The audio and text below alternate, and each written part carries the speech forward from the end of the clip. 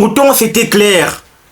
Il fallait pas jouer cette équipe de Manchester United lors, n'est-ce pas, de l'éviction, après l'éviction de Erik ten Hag. Chelsea a fait de Manchester United la meilleure équipe de cette journée, de cette soirée.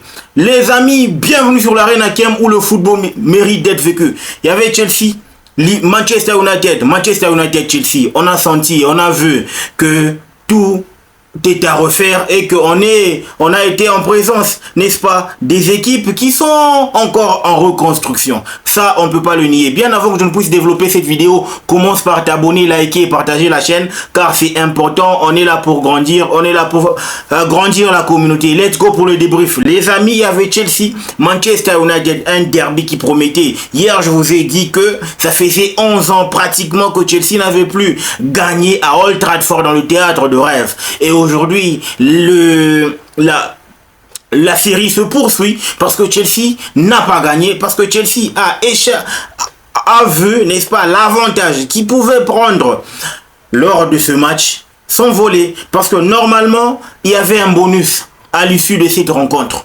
3 points pour pouvoir arriver, n'est-ce pas, à la 3e position. C'est ce qu'on attendait, mais malheureusement, les attentes étaient beaucoup plus hautes que la performance réalisée sur le terrain par nos joueurs de Chelsea. Il y a beaucoup à dire, les amis. Donc, en gros, on regarde la performance globale des deux équipes. On se rend compte que Man U, d'entrée de jeu, a essayé d'être beaucoup plus féroce en termes d'engagement, de pressing, etc. Ils nous ont posé de difficultés. Moi, je savais exactement que c'est la manière dont Van Nistelrooy joue avec ses équipes. Et c'est ce qu'on a vu aujourd'hui. Mais malheureusement, on n'a pas su anticiper. C'est à partir de la 30e minute qu'on a vu que Chelsea a posé, en tout cas, le pied sur le ballon. Et on a rendu compte que Chelsea a contrôlé. On s'est rendu compte que Chelsea a enfin pris, n'est-ce pas, l'initiative de contrôler le jeu. Parce que Manu nous a bouffé dans l'engagement, dans le pressing, ainsi que dans la combativité au milieu de terrain. On a senti que Ugarte et Casemiro, ils étaient au four au moulin et ils ont eu la mission de pouvoir casser en tout cas cette liaison qu'il y a entre Caicedo et Romeo Lavia. Mais malheureusement pour eux, en face, il y avait Romeo Lavia et Caicedo qui se comprennent à merveille, qui ont créé en tout cas qui ont fait une masterclass au milieu de terrain, si je peux le dire ainsi. Mais malheureusement, c'était pas une rencontre qui pouvait nous permettre de lâcher des points. C'était pas ça. On s'attendait à ce qu'on puisse gagner ce match, gagner en confiance. Vous savez, face au gros, on n'y arrive pas. Liverpool, Manchester City, là c'est Manchester United. Même si Manchester United est en train de tituber, ça reste un gros du championnat. Ça reste un gros, un cadre du championnat. Mais malheureusement, avec Chelsea cette saison, on a l'impression que Maresca, pour moi, il m'a en tout cas énervé, de par la compo. Mais joue avec les joueurs dans leur position normale. C'est la chose qu'il faille faire, étant donné que tu as vu qu'en semaine, on s'est pris une raclée de pressing au milieu de terrain face à Newcastle. Mais comment est-ce que tu redéfinis ta compo et tu remets la même compo, seulement que le 11 il est différent, mais la logique elle est la même. Tu peux pas jouer comme ça. À un certain moment, je commence à me poser des questions. Qu'est-ce que Maresca est en train d'essayer de faire? Joue les joueurs dans leur position normale pour en tout cas tirer le meilleur d'eux et pouvoir faire les résultats. C'est aussi simple que ça. Il y a quoi à chercher à faire des choses à la Guardiola? Pourquoi est-ce que tout le monde s'obstine à faire les choses à la Guardiola? Moi, je ne comprends pas. C'est pour ça que je me dis aujourd'hui, c'était le match nul le plus décevant, en tout cas de tous les matchs nuls qu'on a réussi à réaliser jusqu'à présent. C'était simple, il fallait aller chercher les 3 points. C'est compliqué avec cette équipe. À partir du moment où on est en train de chercher à avoir plus de confiance en cette team, en cette équipe, mais il y a en tout cas des gars qui sont pas en tout cas heureux, contents pour nous les fans. Robert Sanchez, tu es allé chercher quoi dans les jambes, dans les pieds de Højlund?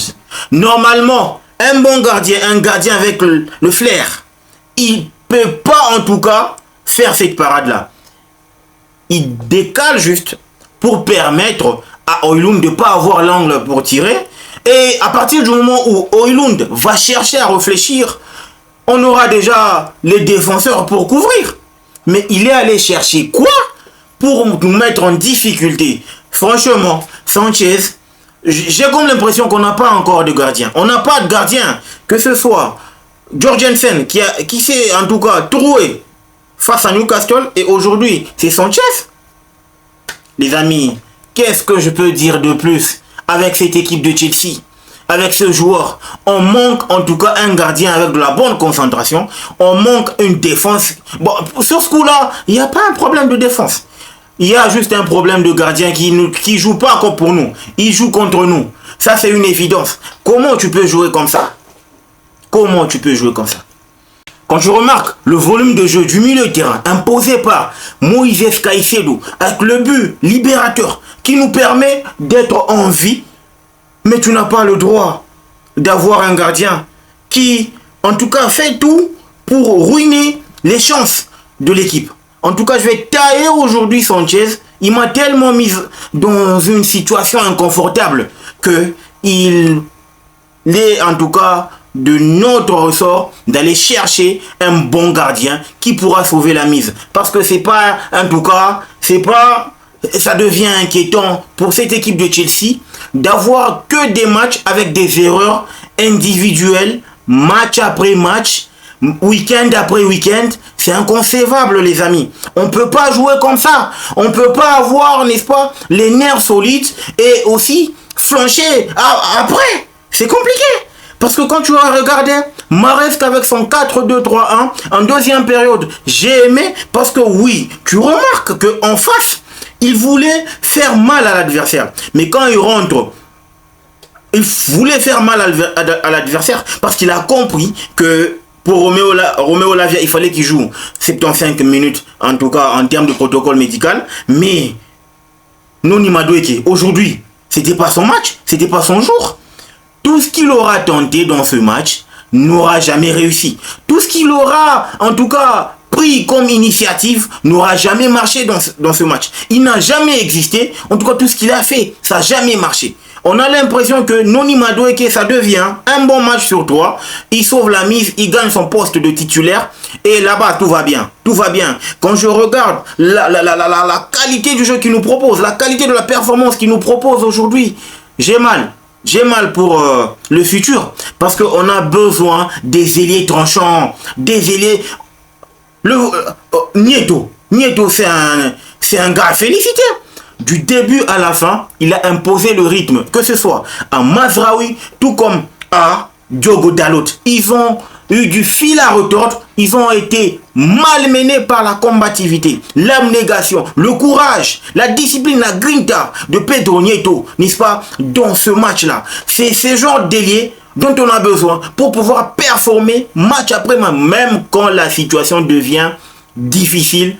En tant qu'ailier, tu te dois de trouver des solutions et de t'engager pour permettre à ton équipe de compter sur toi. Et aujourd'hui, on se rend compte que Nieto a fait un bon match, Caicedo, patron du milieu, avec le link-up avec Romeo Lavia, chapeau les artistes, Reece James, top performance de sa part, même si il y a eu quelques déchets de son côté à lui, mais ça reste en tout cas Reece James.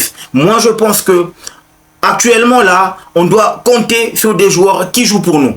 Actuellement là, Romeo Lavia, il est top, mais Noni Madueke, Robert Sanchez, là, il y a de quoi se poser des questions. En tout cas, pour l'avenir, il y a de quoi se poser des questions. Parce que j'ai horreur de voir des joueurs brouillons, match après match. Ça devient inquiétant, les amis. Et aussi, que Maresca, qu'il revienne à ses bases initiales. Il ne doit pas se compliquer la vie. Le football, il est simple. Il doit simplifier les choses. Oui, ça a cartonné au début, reviens. Je t'en supplie, reviens à la formule qui a bien marché. C'est aussi simple que ça. Parce que quand tu vas te rendre compte que Chelsea bricole en termes de schéma tactique de jeu, c'est pas cool. C'est pas cool du tout. C'était un match nul décevant. Le point positif, c'est qu'on n'a pas perdu. En tout cas, ça m'aurait mis en difficulté mentalement si on avait perdu ce match. Mais Dieu est avec nous. On a réussi à égaliser, n'est-ce pas, juste après l'ouverture du score de Manchester United pour revenir à 1 point. Là, ce qui nous donne 18 points, top 4. Donc, on est à 4 points. On revient, n'est-ce pas, à la 4e place du classement, même si j'aurais préféré qu'il y ait 2 points supplémentaires avec la victoire. Malheureusement, je pense que la malédiction se poursuit. Chelsea ne gagne pas à Old Trafford. Les joueurs, c'est vrai, la moitié de l'équipe donne, mais les autres jouent contre nous, à l'instar de Robert Sanchez, Madueke qui est en tout cas nonchalant. Tout ce qu'il prend comme initiative, ça ne marche pas. Moi, je pense que Nieto, aujourd'hui, il a prouvé à la face du monde que c'est un bon ailier droit.